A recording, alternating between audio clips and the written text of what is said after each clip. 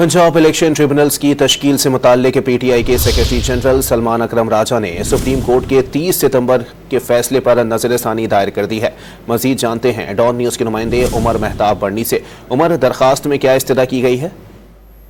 जी बिल्कुल, तहरीक इंसाफ के रहनुमा सलमान अकरम राजा ने पंजाब इलेक्शन ट्रिब्यूनल्स की तश्कील के हवाले से सुप्रीम कोर्ट के 30 सितंबर के फैसले पर नजरसानी दरख्वास्त दायर कर दी है। दरख्वास्त में इस्तदा की गई है कि सुप्रीम कोर्ट के 30 सितंबर के फैसले पर नजरसानी की जाए। Chief justice Lahore high court और चीफ इलेक्शन कमिश्नर मुलाकात इलेक्शन ट्रिब्यूनल्स की तब्दीली की वजह नहीं बन सकती। इलेक्शन ट्रिब्यूनल का जज कौन होगा, ये फैसला चीफ जस्टिस का इख्तियार है। 4 अप्रैल को लाहौर हाई कोर्ट रजिस्ट्रार ने 6 इलेक्शन ट्रिब्यूनल्स को नोटिफाई किया। Chief justice Lahore high court और चीफ कमिश्नर इलेक्शन कमिश्नर मुलाकात के बाद इलेक्शन ट्रिब्यूनल्स के लिए हाजिर सर्विसेज जजेस के नाम वापस हो गए थे। जी बहुत शुक्रिया उमर।